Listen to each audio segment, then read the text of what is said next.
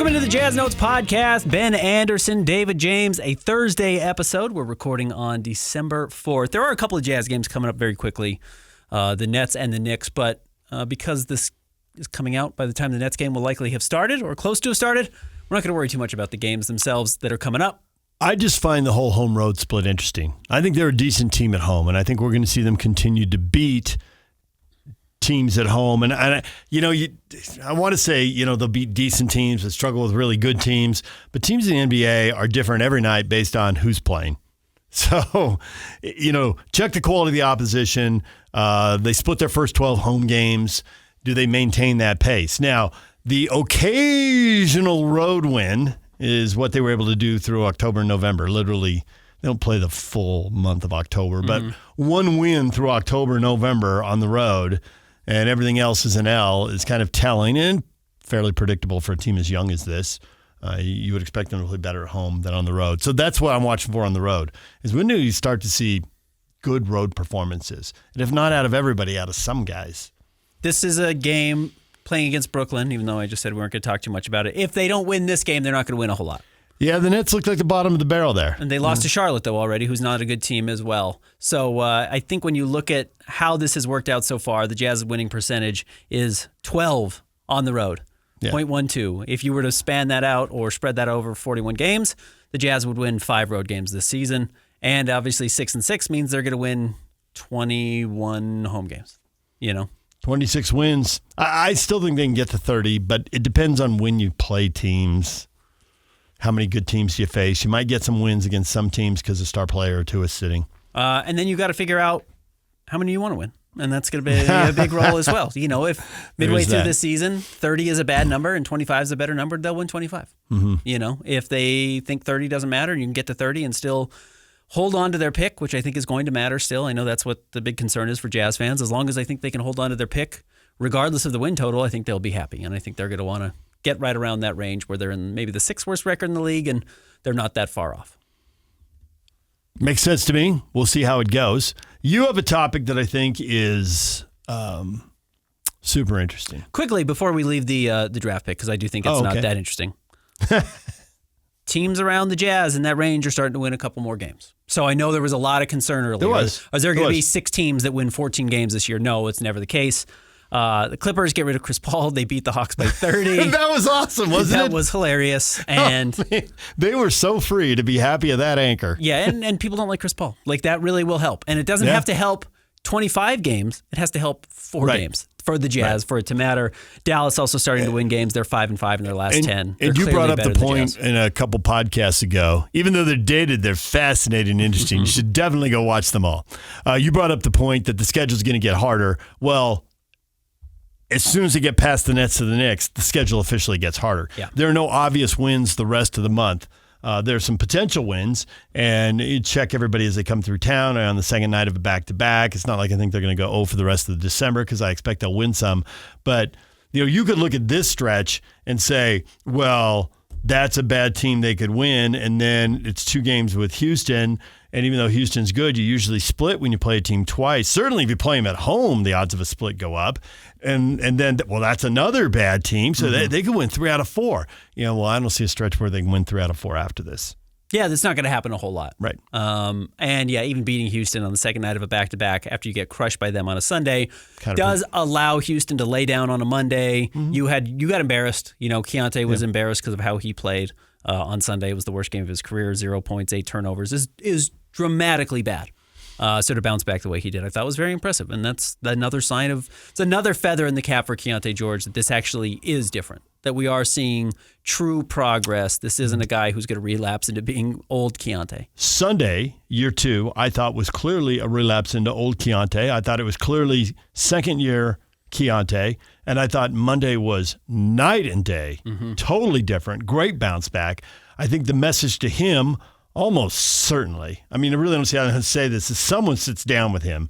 I don't know if it's the head coach. I don't know if it's the GM. I don't know if it's one of the assistants. Everybody's got a guy assigned to him. It's like, okay, the real pros, do you turn around, do you have a bad week and then you bounce back? Do you have a bad game? Good, you had a big game. That's better than having a bad week.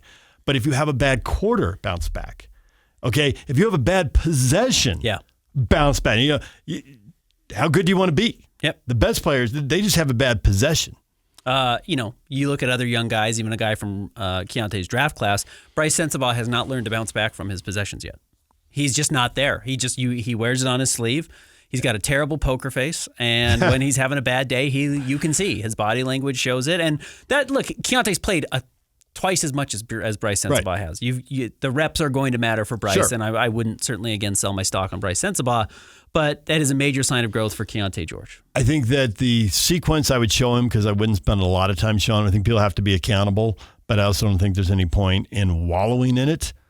Just make the point, but then move on. So if I were going to make the point to Keontae, there was a stretch. They're moving left to right on TV, and he's near the top of the key. It's kind of on the right side, and he's switching over to the left, and as he switches, he kind of fumbles the ball and just loses it. Okay.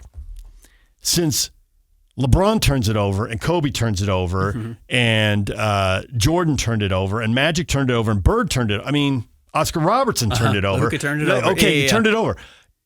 Pablo Mastrani, our RSL head coach, says this all the time. I think this applies to every sport at every level. If you are coaching third graders, you should work this into your next practice. Pablo says it's not the mistake. In his case, it's a 90-minute game. Here, it's a 48-minute game. Every second, you can do something wrong. Mm-hmm.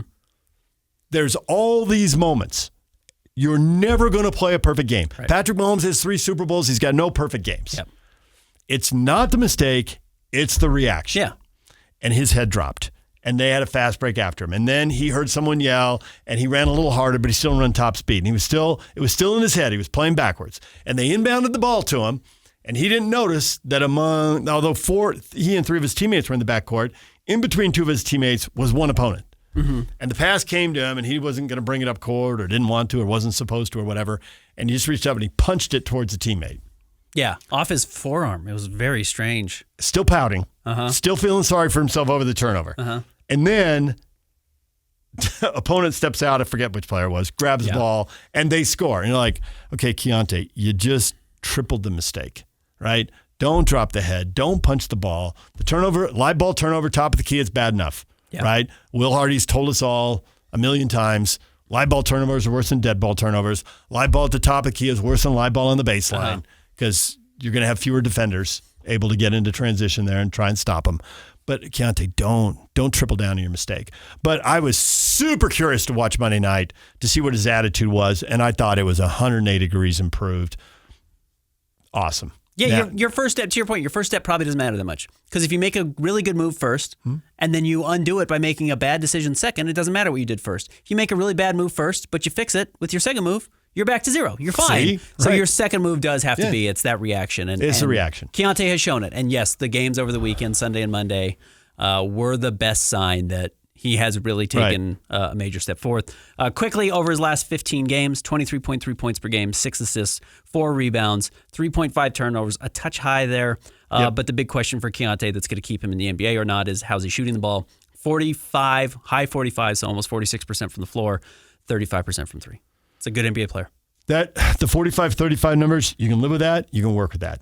And as they get a better team, they get a better roster, I would tell anyone at any level, every high school player should know this. If you want to impact your shooting percentage, which you should, obviously, there's 2 things to do. One is the day-to-day work on the way to 10,000 reps, always getting shots up at game speed as much as you can replicate it in practice from the spots on the floor that you're likely to shoot based on your team's offense, right? Where the 2 places I'm most likely to shoot the ball. Practice that. Yep.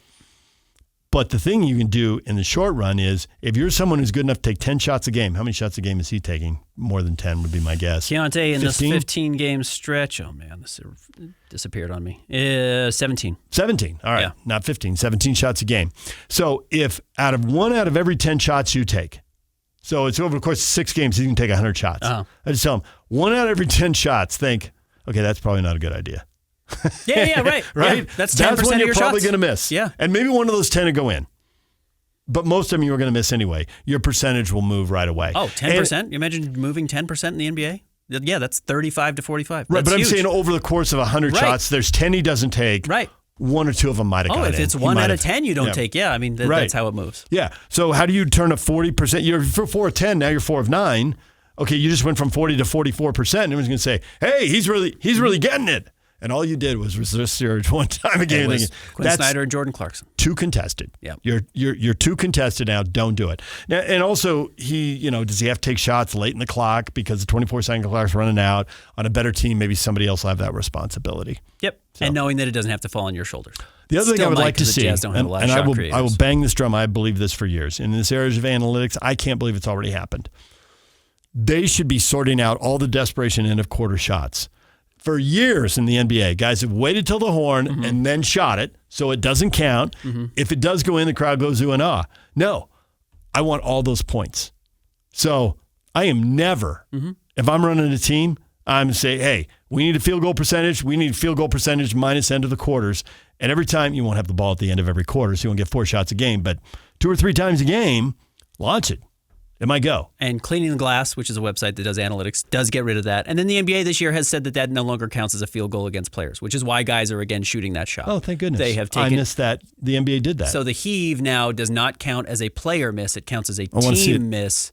So now you are seeing players take those heaves again. I want to see it every quarter. Yeah, you're seeing a lot more guys take it. I never ever want to dribble that. Don't. No, there was really never any excuse to do it in the first place. Because if you had a chance to get points, you should take every chance you can to get points. But yes, when you were negotiating your contract, if you took 10 extra shots and you didn't take a lot of shots, it looked like a bad number. Yeah. Or especially if it was your 3-point shot because you don't take as many threes as you do twos. So the NBA has 35 you can work with though. You want to get them to 40's elite. So, but can he get to 37 or 38? From 35 doesn't seem like a stretch. And with the rest of the stuff he does, 35's fine. It's not great. You want it to be up at 38, 39, 40. We're not building a nice team here. But again, he was 32% to start. Championship. Yeah. The progress is there. It's clear. Okay, we don't do a mailbag when we do this on Thursdays. But if we had a mailbag, we know what the number one question would be from every fan. Now we're getting to the meat of the topic. Should the Jazz make a trade for Giannis Antetokounmpo? Giannis, according to ESPN, Shams Charania and his people, whoever that is, are talking to the front office of the Bucks to say, do we think this is a match? Do we think this is going to last long term? Which really what I think means is the Bucks are going to give Giannis's agent permission to go talk to other teams to say, what's your best offer? What would you give up to get Giannis Antetokounmpo?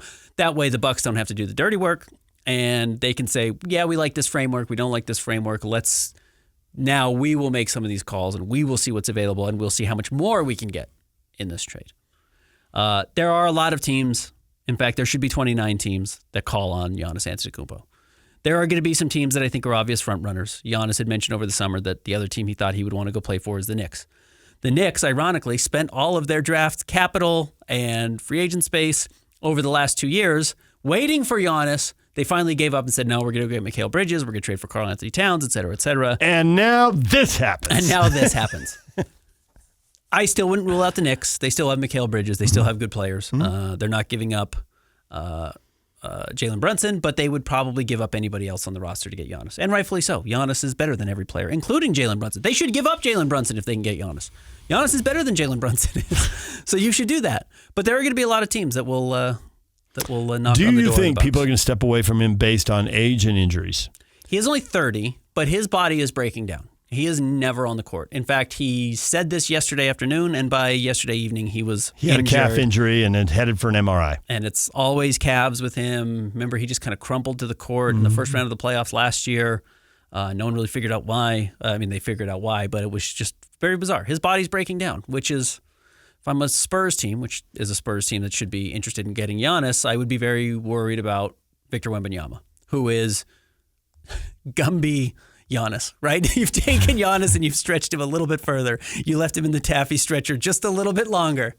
Gumby-yama. That's awesome, dude. That's well played. That could stick. You could have some. That could go viral. I'll have to go after it. Gumby-yama. So these guys don't come around very often. When they do, you have to make a trade. Does it make sense for the Utah Jazz to pursue a Giannis trade? No. Explain. I'm going too old and too injury prone. Okay. However, Austin Aines should absolutely be on the phone to Milwaukee. You never know. I would have told the Lakers, what are you talking to Dallas for? Doncic, you're not going to. What are you doing? And it worked. So you always And my answer will be always, you always make the call and you always have the conversation. Where I think this could be really valuable to the Jazz is, does this have to turn into a 3-team deal? Yes, I think that's where it gets interesting. Because the Jazz could conceivably make this work. Because the Jazz have so few big salaries and the Bucks don't want Yusuf Nurkic, with all due respect to our guy Nurk, they want Lowry back. You have to have $46 million coming back because Giannis makes 54. So you need to start with the Jazz's biggest salary, and that's going to be Lowry. And the Jazz aren't going to give you Ace Bailey and Lowry for Giannis. Off the table. I don't see that happening. Ace is a deal breaker. So I think what you would say is you could have either Lowry or Keontae. You're not getting Ace. And then we'll figure out a way to make the money work. And I think at that point they would probably take Lowry still. Because Lowry's 7 feet tall and 28 and in his prime, and the Bucks don't have any of their own draft picks. So they've got no reason to sink to the bottom because they don't get anything out of sinking to the bottom. I don't like getting 3 years older and dealing with those injuries. But to make a third team, to make it work, I mean, if the Knicks and I don't know, who else are we going to throw in there besides the Knicks? Bucks. The Spurs. Spurs. The Knicks. Rockets. Rockets could be interesting. I wonder if, now that they are where they are with, they certainly could. They have a bunch of draft picks. They have flexibility. The Suns would love to. The Suns don't have any flexibility. Yeah.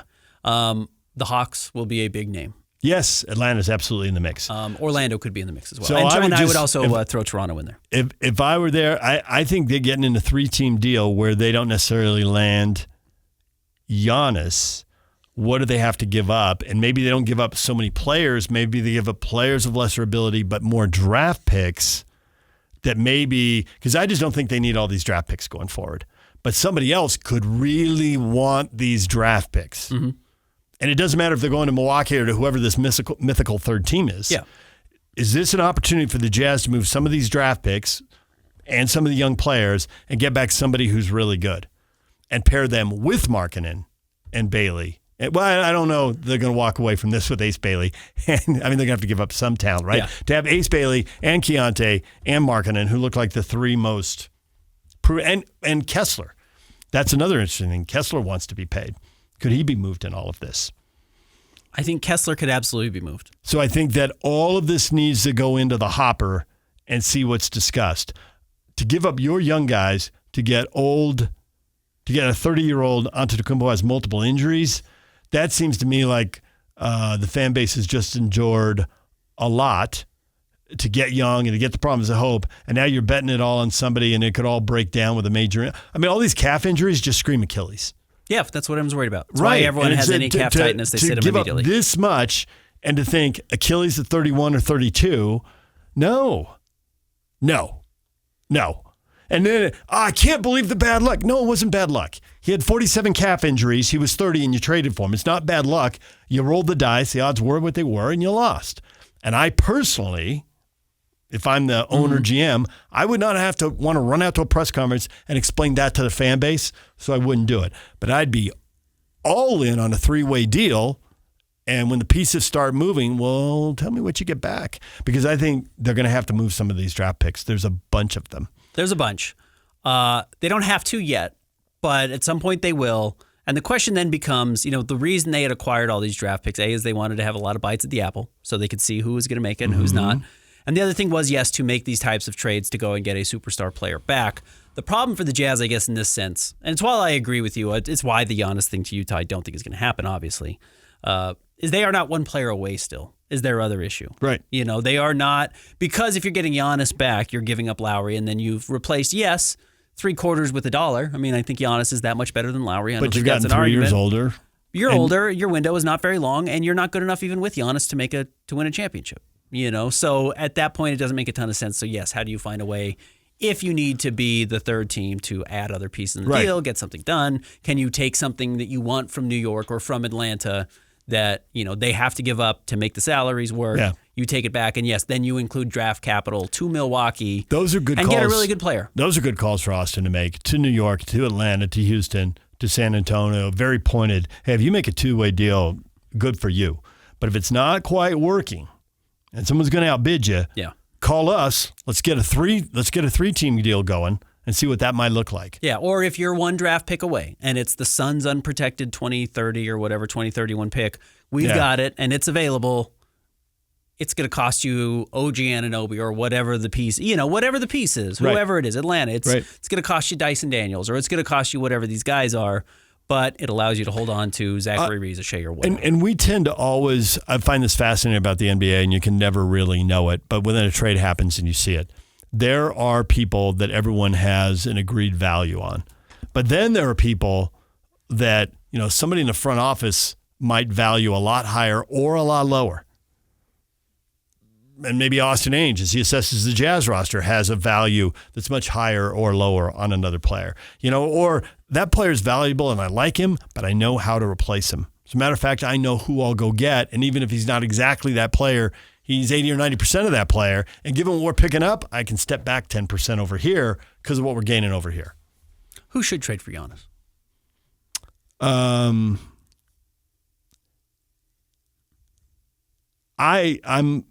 It's like they're two different leagues. I'm way more focused on the West than the East. Yeah. So I'm reluctant to say I just don't think it works with the Knicks. I know why everybody says it. That's where Giannis wants to go. He wants to go to New York. Then 3-team deal. But who do they have? What do they have? I don't. And maybe Milwaukee will just make it happen. But I think San Antonio and Houston have a lot of talent. And they're close. And they're close. So who can Milwaukee get to give up the most talent off those rosters? That team. Now, maybe I'm overlooking Atlanta. I can't believe they want Trae Young back. No. I'm super uninterested in the high-usage, undersized, high-flying, exciting guard. Derrick Rose's career and his injury, completely predictable. Sure. Sad. Everybody who knows him seems to love the guy, respect the guy and all that. But he played up in the air. He was smaller. Sure.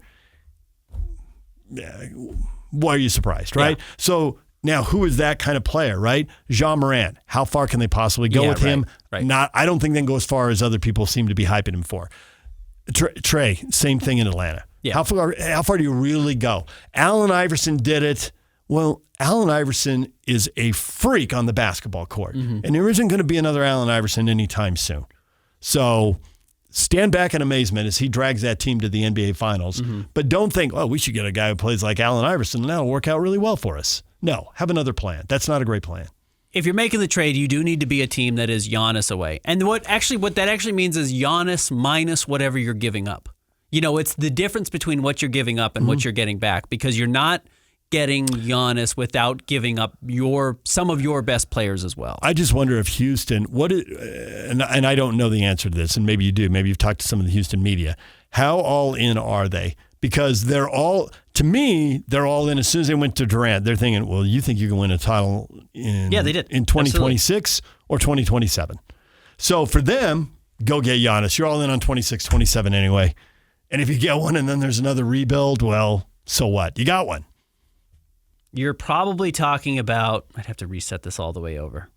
Again, and this is the funny thing, and this is where I do think teams generally get it wrong. And you got to credit the Raptors, who didn't give up a ton. They gave up DeMar DeRozan to go and get Kawhi, and they won a title, and that's all that ever matters. You've got a Kawhi, you've got a championship. You got a championship. Your fans that's will remember that forever. Yeah. That's what everyone should be trying to do. The Rockets, I don't think would trade Amen Thompson, their young star right now, for Giannis, which truthfully is probably a mistake. You should probably go get Giannis to team with Kevin Durant and the other infrastructure you have around them and say, we think this is our best chance to win a championship, and if we don't, we're going to move off of some of these pieces and start over, and I think you can always do that. But yes, they would probably have to include like an Alperen Şengün and then whatever salary minus Amen Thompson and then whatever draft picks they have. They have a bunch some still from Phoenix and the James Harden trades and all the weird things they've done. I think that makes sense. And then San Antonio has, you've got all these guards, trade De'Aaron Fox and trade Keldon Johnson and give them every draft pick you can and give them one of Steph Castle or Dylan Harper, whoever it is. And it's probably worth it because you put yourself in that conversation to be able to win a championship, and it's hard to do. San Antonio's funny because they have weirdly won a lot of championships in the last 20 years, and they may not be as desperate for it as some teams. They may not be desperate, and they may think they already have their championship roster, and they just have to stick with it and not go all in on the veteran and shorten their window the way Phoenix did. Right. Phoenix had been in the NBA Finals. It looked like if they run it back, you never know, but it looked like, well, they're going to be in the mix again. Maybe you get there, maybe you don't, but you're going to be in the mix. They go all in on Durant, And you ever type in and look at list of blank seasons? You just type in a nickname you call it. Like Phoenix's trajectory after the NBA Finals was straight down. Yep. Yeah. That's so I don't know, but I see Houston as being all in a way and close in a way that Atlanta, and maybe Atlanta says, hey, let's go all in, because just getting to a conference final or an NBA final, if we don't win it all, is a massive jolt of adrenaline for a franchise that has struggled for relevance in the market. Georgia is football country. Even when the Falcons are mediocre, which is a lot of the time, they still resonate. And the Braves have been really good, and everybody loves a winner. What is the Hawks' role in that? They're there. They're there. Georgia football's over here. Yeah. You know, it's crowded. I mean, they're not hockey. Hockey's tried in Atlanta twice and moved. You know, but the Hawks, I could see where the Hawks do it. But again, I'm not nearly as dialed into the East as I am and try to be dialed into the West. The nice thing for the Hawks, if you're just trying to sell it on the court, not selling to fans, is that you get to the finals against the Thunder, and you can have an argument, even though I think Shea's going to repeat as the MVP, that you might have the best player on the court still. I mean, that's why Giannis matters, right? Giannis, over a 7-game series, can be the best player on the floor against anybody on the planet. If he's healthy, he can score 50 and have whatever 8 blocks or whatever it was and 15 rebounds in a closeout Game 6 finals game, which he did against the Phoenix Suns. He's that good. I have 3 images of Giannis. One is Giannis winning the championship. One is Giannis laying on the court, holding different body parts at different times. And another one is Giannis at midcourt. I can't remember. I think they were trying to repeat. It might have been 2 years later, though. But they were deep in the playoffs, and it was late in a playoff series, and there was less than 10 seconds left in the game, and I think there was a held ball and a jump ball or something. And the ball came to him, and he did not want it, and he got rid of it. Yeah. Didn't want to shoot free throws. If you're close to the title, he is an asset. He helps you in so many ways, but I think he fits in Houston because, if you can get him a layup or dunk, great. But if you need a big shot, you're going to Durant anyway. And if you need big free throws, you can put the ball in somebody else's hands. I think you're right. And I love Giannis. I mean, Giannis, among the great players right now in the NBA, he might be my favorite of this era. And I love Shea, and I love watching Jokic, and those guys do truly remarkable things all the time. I'm not trying to dismiss that at all. Just as far as two-way player, does it the right way, has tried to stick with a small team. I know he's now trying to move out of this market, but has really put in the work to stick with Milwaukee and rewarded them with a championship. It's really, really impressive. I am not sure that he is one guy who by himself takes you to a championship, because if he was, the Bucks would have won more than 49 games 3 years ago, 48 games last year, and on a 10-13 pace this year. And I know he's hurt, but that's the problem. He's also hurt a lot. So he's not on the floor enough to put you in an advantageous spot to win a title. So I don't think the Jazz would get involved for a one-off trade for Giannis. I mean, they would get involved. They would have to call. And if you could pay 10 cents on the dollar, you do it. That's obviously not what the Bucks are going to take. And as we mentioned, Hawks, Spurs, Rockets, I think is a very good call. Knicks, Magic. The more we talk about Raptors. this, we hadn't gotten into the Magic. Yeah. That's those teams a super interesting one. There's a team that has drafted, had an elite draft position for a long time, which is a nice way of saying they sucked forever. And I keep waiting for them to take off, and they have had injuries, and that holds them back.